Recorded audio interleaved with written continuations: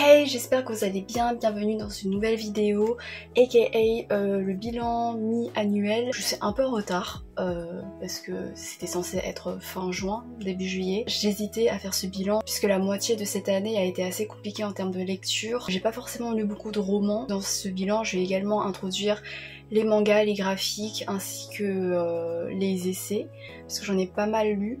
Et puis je me dis que c'est peut-être une occasion pour parler de certains livres que j'ai pu lire mais que j'ai pas forcément encore abordé sur ma chaîne. Ça va vraiment être une vidéo chill, très chill, puisque je vais coupler avec un peu une activité créative en parallèle. Donc parfois je vais pas trop regarder la vidéo puisque je serai occupée à découper.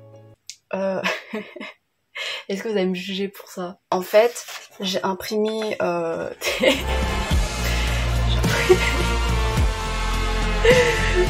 Est-ce que vous la reconnaissez? Est-ce que vous reconnaissez cette queen, cette déesse? C'est ma femme. C'est Vi de Arcane, voilà. Ça fait plusieurs mois déjà que j'ai une obsession avec elle. Je vais découper et soit je vais en faire, je sais pas, une espèce de petite toile avec une mosaïque quoi de sa tête. Ou alors je vais faire des marque-pages. Ça serait une bonne idée, mais en même temps j'aimerais bien l'afficher pour montrer mon obsession envers elle. J'ai déjà commencé à découper, voilà. On dirait des cartes Pokémon.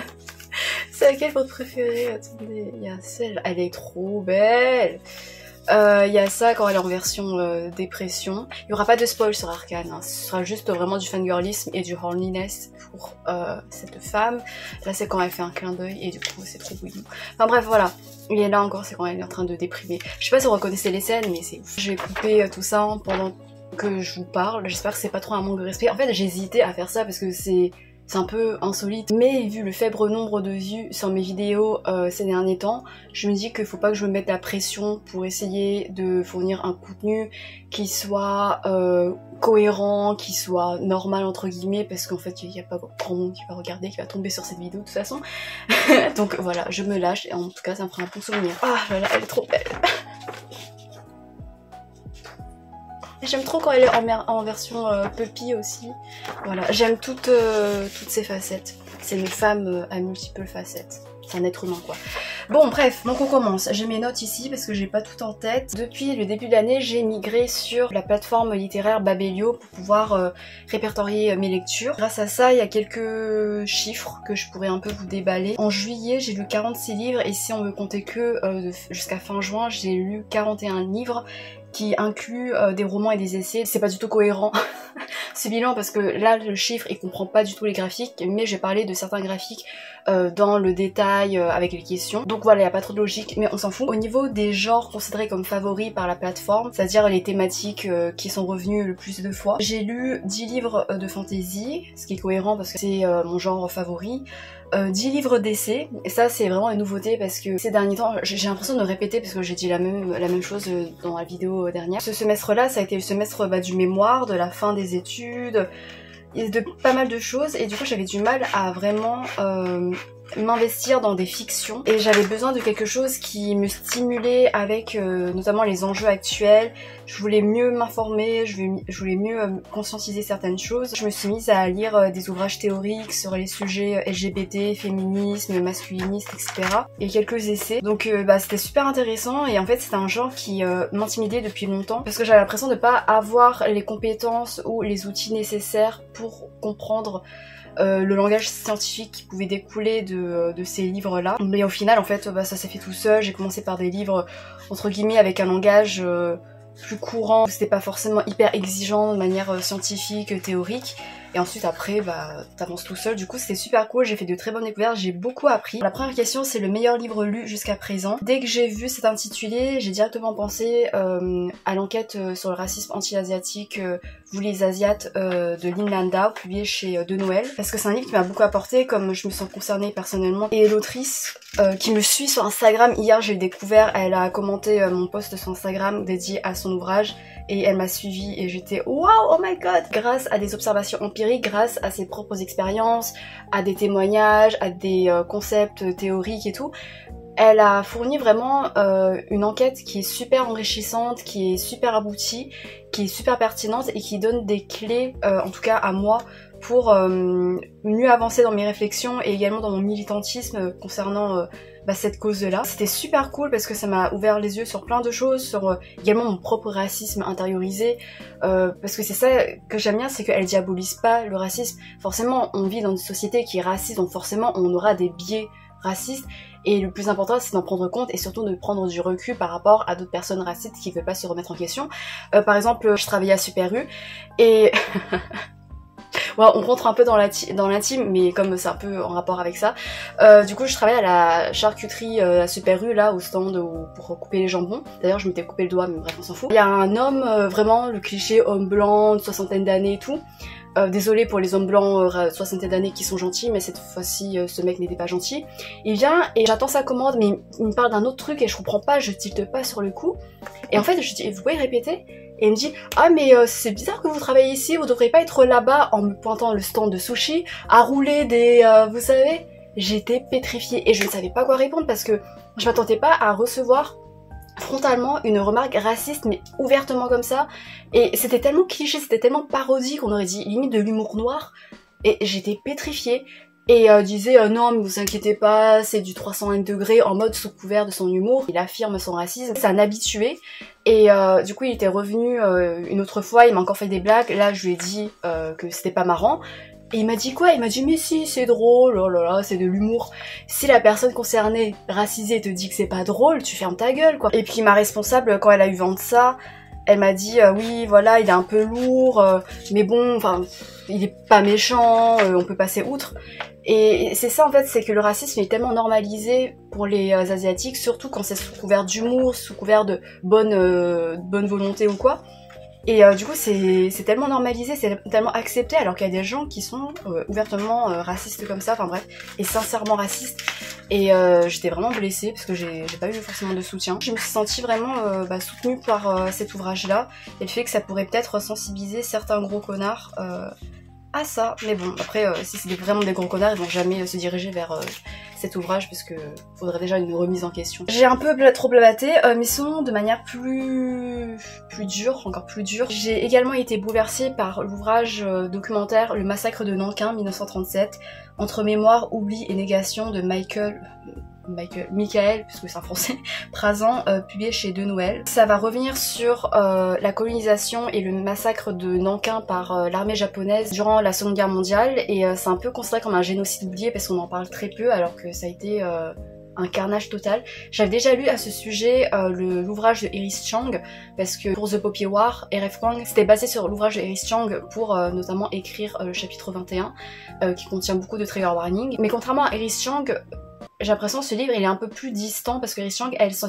sentait vraiment concernée à 100%, comme elle a un héritage. Il y avait peut-être un peu des biais malheureusement, mais là j'ai l'impression que c'est un peu plus objectif, même si tu sens quand même la colère, l'indignation de l'auteur derrière sa plume. T'avais des témoignages également des deux parties, autant les victimes que les soldats, et ça a essayé de comprendre le mécanisme propagandaire qui a encouragé les Japonais, les soldats japonais à considérer ce massacre-là, ce génocide-là comme quelque chose de totalement normal et même de noble. Et tu vois comment plusieurs personnes qui pouvaient être plus ou moins concernées pouvaient traiter la question de la mémoire de cet événement-là. Par contre c'est insoutenable, parce que vraiment évidemment c'est cru, c'est direct pour rendre compte de l'horreur qui s'est passée, des atrocités, des abominations qui ont été commises. Au milieu de l'ouvrage, il y a une partie consacrée aux illustrations.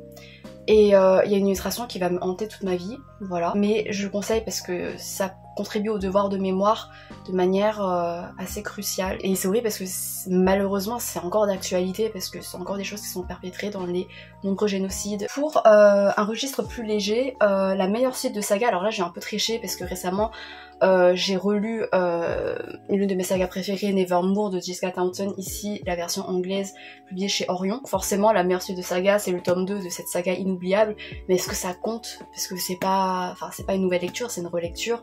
Donc voilà, si vous voulez plus en détail mon avis, allez vous référer à mon vlog qui est passionné, s'il vous plaît, j'y ai mis tout mon être, et c'était trop bien parce que ça a constitué un cocon de réconfort, d'insouciance, de déresponsabilisation par rapport au contexte du mémoire, parce que j'étais en pleine rédaction du mémoire, j'étais en plein stress, et quand je prenais un temps pour souffler, pour m'immerger dans l'univers avec les personnages, c'était fabuleux. La sortie dont j'ai le plus hâte dans le second semestre de 2025, j'ai vu que...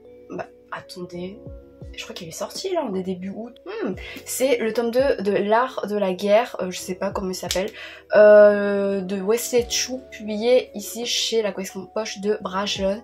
J'ai grave aimé, j'ai été vraiment investie dans l'histoire. Alors franchement je me rappelle plus de l'histoire, par contre ça c'est un problème, mais j'ai hâte du tome 2 parce que je me rappelle qu'il y avait des personnages féminins assez fortes et c'était super rafraîchissant. J'avais un crush aussi, je vous en reparlerai après. Et voilà, mais après je suis pas forcément les nouveautés parce que j'ai trop la flemme. Voilà. La plus grosse déception, ça a été le tome 1. Alors je sais pas si le titre du tome 1 c'est Le Tombeau scellé ou c'est Gideon la 9ème. Je crois que c'est Gideon la 9ème, mais du coup ça a été le tome 1 de Tamsin Muir, publié chez Actes Sud il me semble. J'avais lu en début d'année et en fait ce qui était cool c'est qu'il y avait une plume assez mordante, assez sarcastique, assez décapante. Il y avait un peu un côté punk, même au niveau des personnages, au niveau de l'héroïne. Et je commençais à avoir un crush sur l'héroïne et tout, parce qu'on m'avait dit qu'elle était un peu comme Vi. Donc j'étais en mode ok, parce que j'étais en pleine obsession de Vi, enfin j'y suis encore là, mais avant c'était encore plus hardcore. Et j'étais un peu déçue parce que je trouvais que le rythme narratif ne suivait pas justement cette plume qui était dynamique, je sais pas comment dire, mais le style, il était funky, il était punk, une histoire un peu moins, je trouvais qu'il y avait pas mal de longueur. Et ça m'a détaché de l'histoire. C'est dommage parce qu'il y avait une romance saphique, mais après les romances j'aime pas trop de base, donc même si c'est LGBT, tant mieux pour la représentation, mais franchement, moi je chante. La plus grosse surprise, je pense que ça a été le roman Le Dîner de Herman Kor, je crois. Je l'avais regardé parce que il y avait l'adaptation sud-coréenne du bouquin, alors que le bouquin c'est des Pays-Bas, mais tu vois il y a une adaptation sud-coréenne qui s'appelait Normal Family, qui était au cinéma. Du coup j'ai voulu lire le roman avant d'aller le voir. On va suivre une famille qui se révèle de plus en plus toxique. En fait au début j'avais un peu peur parce que ça me semblait un peu mou, je me sentais pas trop dans l'histoire, du coup j'étais en mode putain mais je vais l'abandonner, en fait j'arrive pas à accrocher. Et en fait plus t'avances et plus c'est grisant et pernicieux parce que tu te rends compte que le narrateur il est... on peut pas lui faire confiance en fait. Il est toxique as fuck, il a une violence en lui qui couve et qui se manifeste progressivement et du coup ça te maintient en haleine et en fait tout se déroule un peu en huis clos parce que t'as un dîner de famille, voilà, t'as l'impression que c'est un dîner mondain avec une classe bourgeoise ou quoi, et en fait petit à petit au fur et à mesure des conversations et au fur et à mesure des retours dans le passé, tu comprends la teneur, le but de ce dîner. Et c'est beaucoup plus grave que ce qu'il paraît, c'est beaucoup plus glauque. Les longueurs rajoutent des choses et les monologues intérieurs du narrateur font que genre tu te sens investi avec lui, mais en fait ça provoque un malaise parce que plus t'avances et plus je me disais mais c'est un malade en fait.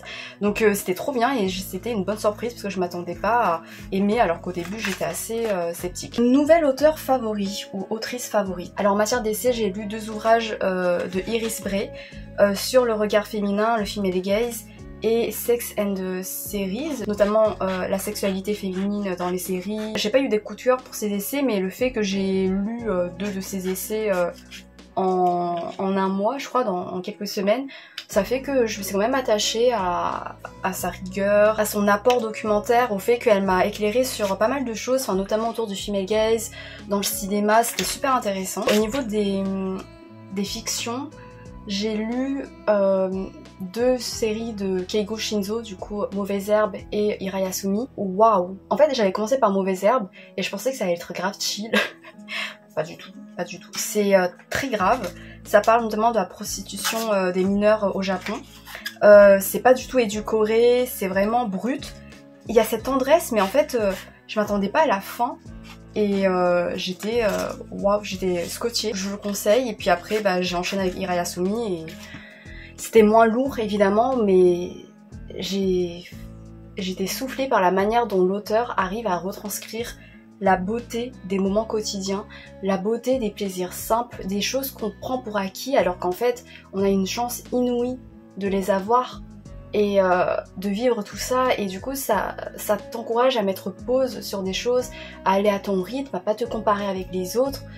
Ça semble tellement bateau mais la manière dont c'est fait, dont c'est retranscrit, waouh, waouh, waouh aussi, regarde comment elle est trop belle. C'était la première fois, cette scène là c'était la première fois que j'étais en mode Vi, je crois que j'éprouve un truc. Autre question, nouveau personnage préféré. Pour rester avec Irayasumi, je pense que j'ai un peu un crush, désolé bye, sur le héros, je crois qu'il s'appelle Hiroto. J'avoue c'est superficiel, je me rappelle même plus son nom, je crois que c'est Hiroto. Le protagoniste qui a une trentaine d'années et qui a une pureté, une manière de voir les choses, de prendre du recul, d'accepter, d'apprécier les choses de la vie avec tellement de simplicité, de candeur, ça me rappelait pas mal Luffy. Mais il a également cette vulnérabilité en lui qui me donne envie de le chouchouter, de le soutenir, comme lui il serait prêt à nous soutenir nous. Et c'est beau en fait, parce qu'à chaque fois que je le vois, genre profiter des choses, être heureux, être là pour les autres, être tellement attentif. J'étais en mode mais ce mec est parfait et ça fait tellement du bien. Mais tu sais il est parfait mais sans être gnangnan. Non mais regardez-moi ça. Regardez-moi cette beauté. Non mais regardez-moi. C'est quoi votre préféré? Regardez j'ai imprimé son dos. Là c'est quand elle est en colère mais elle est trop belle. Là c'est quand elle était en train de flirter et elle est trop belle. Là elle est toute pupille. Là elle est toute pupille aussi. Là elle est trop belle quand elle a les jambes écartées. Enfin bref voilà. J'ai également bien aimé le personnage féminin dans l'art de la prophétie, Taishi, qui est le mentor du personnage principal, qui est décrite comme une vieille bourrue, mais elle a l'air ultra classe et elle a l'air ultra cool. Du coup, j'ai quand même développé un crush sur elle. Voilà. Et également, l'héroïne Shokyung, je sais pas comment on prononce, de Rouge comme la mer, de Rita Chomping, je crois, je suis désolée, publiée chez les éditions Erol. C'est une héroïne qui est inspirée d'une femme pirate, donc c'est un récit historique. J'ai beaucoup aimé voir comment elle devait accéder au pouvoir et également comment maintenir ce cap vers le pouvoir, vers l'autorité et le fait qu'elle alternait entre des moments de vulnérabilité, également d'impitoyabilité, et ça la rendait très humaine parce que c'est un personnage très très gris.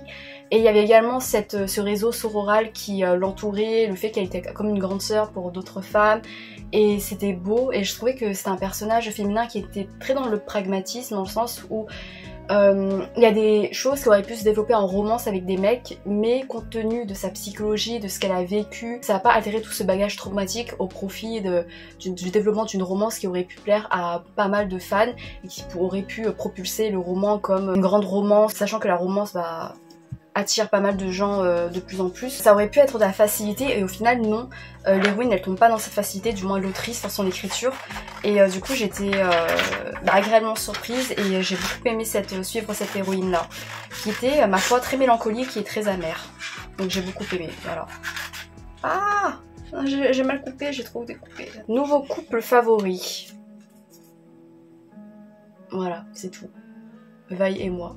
Qui d'autre? Quand je vois dans un roman, il y a pas mal de romances, je passe mon chemin en général parce que j'ai peur que ça gâche ma lecture. En fait, j'ai du mal avec les romances. Je vous renvoie peut-être à ma vidéo sur les romances, pourquoi je n'aime pas la romance. Après, j'aime bien l'aspect psychologique si c'est bien fait. Genre récemment, genre La Bénie de Césaris, il y a une espèce de romance que j'ai trouvé superficielle, mais comme c'était abordé de manière assez tragique, j'ai bien aimé, voilà. Un livre qui m'a fait pleurer, je vais revenir sur Irayasumi et Mauvaises Herbes. Mauvaises Herbes, la fin, mais j'étais... Ah, c'était tellement amer. Oh mon dieu, j'ai des flashbacks. Comment l'auteur a pu nous faire ça? Après, c'est réaliste, mais... Et Irayasumi, en fait, waouh. Mais en fait, Irayasumi, ça compte également comme une meilleure suite de saga, parce que, en fait, dans le tome 1, j'ai bien apprécié, mais sans plus, tu vois, je sentais le potentiel, mais c'est vraiment à partir du tome 2 où je me suis de plus en plus attachée aux personnages et je me suis de plus en plus sentie concernée par eux et j'étais plus à même de pleurer facilement dès qu'il vivait quelque chose de tendre ou quoi. Ça me prenait aux tristes, ça me prenait à la gorge et je sentais la beauté, c'était pas forcément triste, mais c'est juste tellement doux, comme si on était en train de m'étreindre, comme si on était en train de me bercer, tu vois, et... c'était beau. Un livre qui m'a rendue heureuse. Comme j'ai dit, Nevermore, dans le contexte du mémoire, c'était une bulle de réconfort. Irayasumi, encore une fois, parce que je me suis sentie vue, en fait. Enfin, je me suis sentie comprise et épaulée. Et je pense que ça fait ça pour pas mal de gens et c'est très beau, enfin c'est très efficace. J'ai manqué une question, c'est une sortie qui n'est pas encore lue mais que j'attends avec impatience. Alors c'est une sortie là qui est déjà sortie, que j'ai en ma possession mais que j'ai pas encore lue mais que j'ai trop hâte de lire. J'ai peut-être un peu trop modifié, j'ai peut-être un peu modifié la question, enfin je sais pas. Silverborn, c'est le tome 4 de Nevermore. Qu'est-ce qu'il est beau, il est beau. J'ai trop hâte de le lire, c'est le tome que j'attendais le plus, le livre que j'attendais le plus depuis le tome 3, depuis 2021. Et en fait, l'autrice elle repoussait à chaque fois. Et si ça l'arrangeait pour vraiment être fière de son travail et surtout pour préserver sa santé mentale, genre c'était parfaitement compréhensible. Mais du coup, genre il y avait un peu cette frustration, cette hype quoi. Et du coup là j'ai trop hâte de retrouver les personnages, je vous jure, je les aime tellement, c'est ma famille, c'est ma found family fictive. Et j'ai trop hâte de les retrouver dans de nouvelles aventures, dans des moments tout mignons. Et j'ai peur également pour leur gueule parce que je sais que plus on avance et plus les personnages vont grandir, donc ils vont faire face à de nouvelles adversités. Et déjà dans le tome 3 c'est déjà pas mal hard. On est déjà arrivé à la fin, j'ai même pas encore fini de découper. Les livres que je veux lire avant la fin de l'année, tous les livres que j'ai présentés dans le book haul de la semaine dernière sont des livres que j'ai envie de lire d'ici la fin de l'année, que j'ai envie de lire très prochainement parce qu'ils me donnent super envie. Mais sinon un livre que je n'ai pas encore en ma possession, c'est l'ouvrage Rendre impossible un État palestinien de Monique Chemélier-Gendreau. Ça a été conseillé par une dame de l'association pro-Palestine dans la ville où j'étais. Avant le visionnage en avant-première du documentaire de Sepideh Farsi qui s'appelait Put Your Soul on Your Hand and Walk. Où en fait la journaliste elle suivait, elle avait des interactions avec une photographe palestinienne, Fatima Assouna, qui était du coup en Palestine. Elle se faisait des zooms, des WhatsApp vidéos régulièrement pour voilà, se tenir au courant, pour que Fatima Assouna raconte sa vie, son quotidien en Palestine en temps de guerre. Et je sais pas si vous savez, mais le documentaire avait été sélectionné au Festival de Cannes, je sais plus, ça a remporté un prix. Et en fait le lendemain, la famille de Fatima Assouna et elle en fait ont péri à cause des bombardements des Israéliens. Le timing suggère fortement que c'est un assassinat en fait, pur et simple. Vraiment le visionnage il a été extrêmement dur. Tu suis le quotidien, tu mets un quotidien, une vie humaine entière derrière tous ces chiffres de victimes.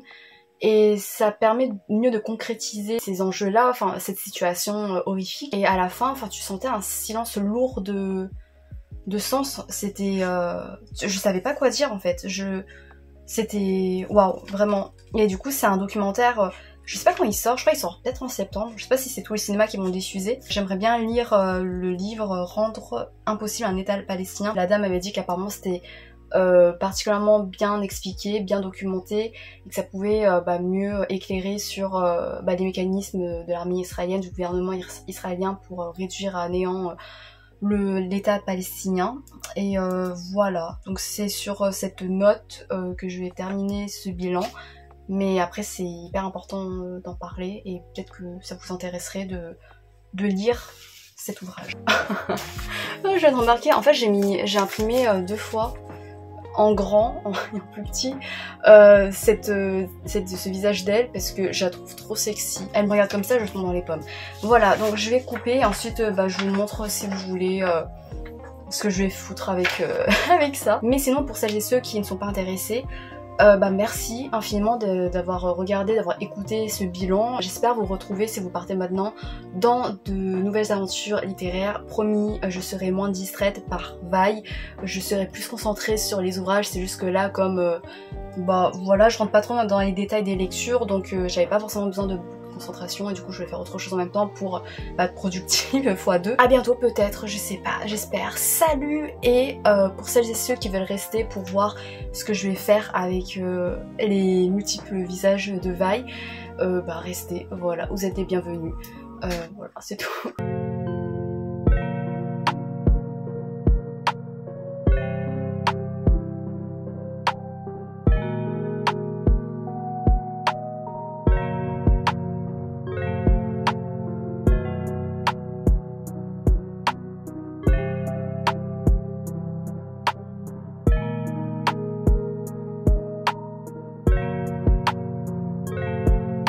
Donc en gros avec toutes ces œuvres d'art, j'aimerais faire plusieurs trucs. C'est vraiment hyper cheap, hein, on est d'accord. Mais j'aimerais bien faire un marque-page parce que j'aime bien faire des marque-pages issus d'œuvres que j'adore. Parce que c'est hyper pratique et en même temps ça me fait de jolis souvenirs créatifs. Par exemple j'avais fait celui-là de Nevermore. C'est à l'envers, c'est à l'envers. Avec la phrase culte Step boldly, je sais pas comment dire. C'est très cheap, hein, voilà, je sais pas dessiner donc je me débrouille comme je peux. Celui-là, c'est de All for the Game de Nora Sagavik, toute la série. J'ai pris des éléments, des objets issus de différents personnages ou de différentes scènes. Je suis désolée, il y a beaucoup de reflets. Du coup, avec des citations aussi, avec le logo comme ça de l'équipe de sport principale. Et j'aime trop. Pour quelqu'un qui ne sait pas dessiner, on voit pas trop, je suis désolée. Et l'une de mes préférées, j'avais acheté des stickers issus de Run with the Wind, qui est un anime de sport. Et du coup, j'en ai fait un marque-page. Parce qu'en fait, les stickers, j'ai un dilemme, c'est que je sais pas où les coller, parce que j'ai peur que là où je les colle, je vais pas y revenir. Ou alors, genre, tu sais, c'est sur un cahier ou un truc que je vais jeter par la suite. Donc, je vais jeter les stickers. Donc là, en faisant un marque-page, ça rend tout plus éternel. Voilà. Après j'ai mis du relief avec la vague, enfin c'est un peu un truc poétique issu de l'anime et voilà. Je pense pour Vaille je vais faire un truc basique. Ou alors je viens d'avoir une idée. Bon, je verrai. J'avais imprimé ces deux photos, ces deux images de manière un peu plus grande pour pouvoir en faire des marque-pages, mais en fait c'est quand t'imprimes, j'ai oublié que ça rendait plus petit, donc c'est un peu petit pour un marque-page. Du coup peut-être je vais coller. De base je voulais faire recto verso, mais là du coup je vais faire recto, et là j'ai pioché pour faire le verso. Tant pis si ma toile de ces visages sera un peu plus petite. Voilà, c'est tout. Je vous reprends quand il y aura de l'avancée. Voilà, j'ai que ça à faire de ma vie. Voilà,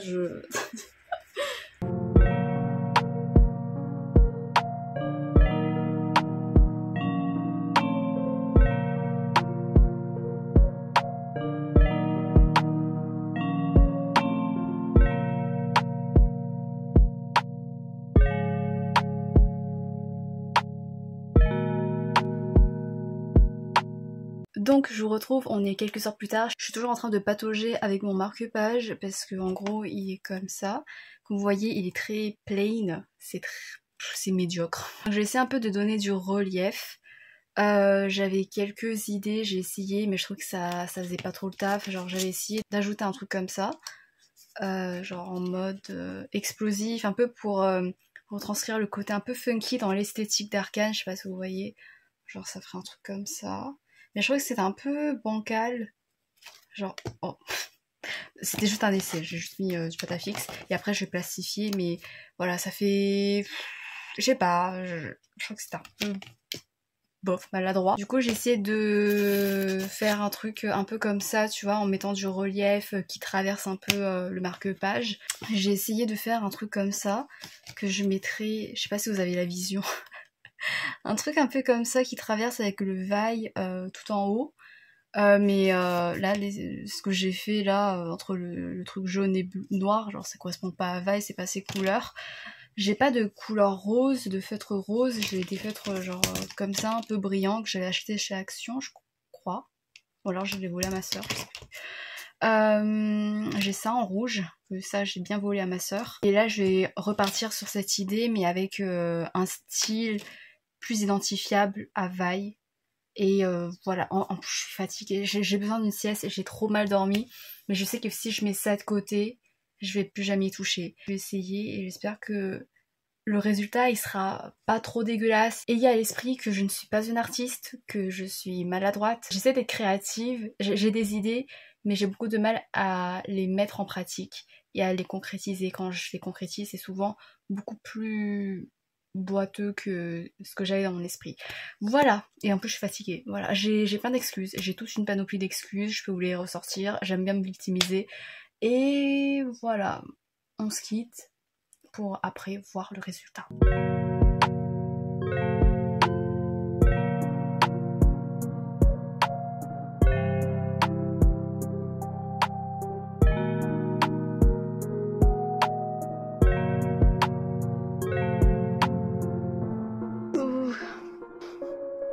C'est moche, c'est moche.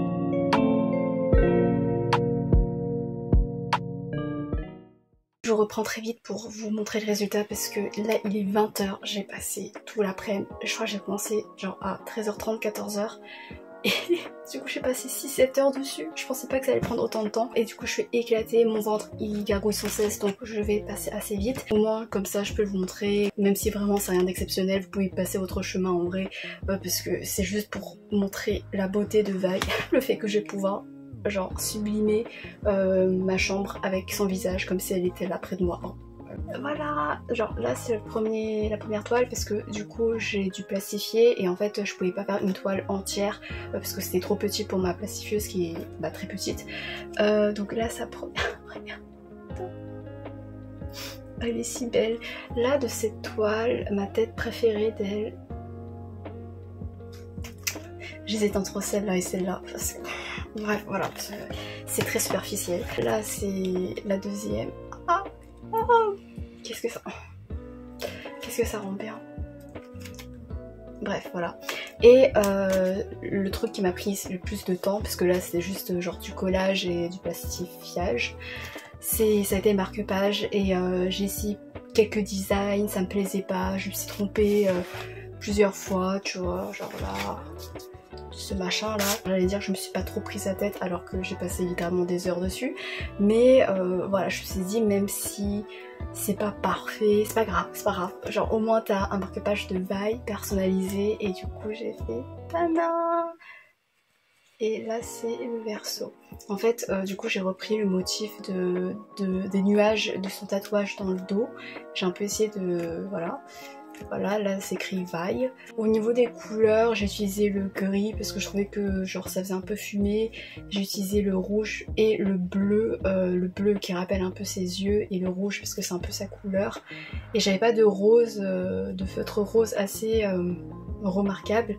Donc voilà, moi j'aime bien. Je trouve que ça colore quoi. Et je trouve que j'ai bien mis en avant, je trouve. Voilà, je sais pas. Et en fait, l'idée pour la disposition des images, c'est que d'un côté du marque-page, je mets en avant ce côté badass avec donc des scènes badass d'elle. Elle est un peu, elle est trop belle. Et au verso, et bah je mets son côté plus puppy, plus trop mignonne. Enfin, en fait, montrer que Vi c'est pas juste, elle est hyper charismatique, mais également l'accepter dans sa vulnérabilité, dans son adorabilité, elle est juste parfaite. Voilà, c'est pour ça. Oh, j'adore.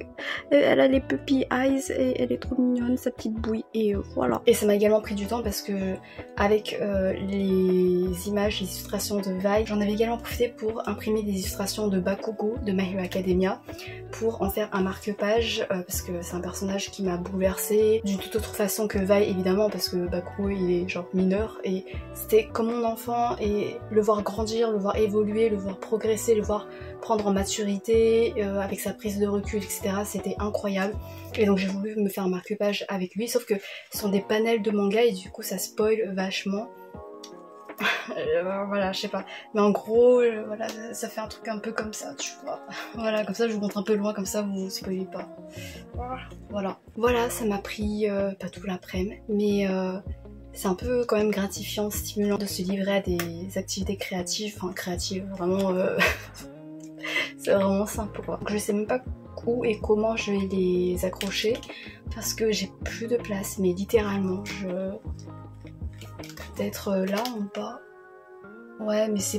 J'aime pas mettre des trucs en bas parce que ça les met pas assez en avant, ça met pas assez en valeur la beauté des machins. Bref, c'est enfin la fin de cette vidéo. Merci d'avoir regardé vraiment jusqu'à la toute fin. Et j'espère ne pas vous avoir trop déçu. Et j'espère que vous avez quand même pu apprécier le fait de pouvoir admirer Vi comme moi j'aime l'admirer. Des bisous, vraiment. Et à la prochaine. Promis pour un truc beaucoup plus intéressant au niveau des livres et tout. Et à bientôt peut-être, je sais pas, j'espère. Salut!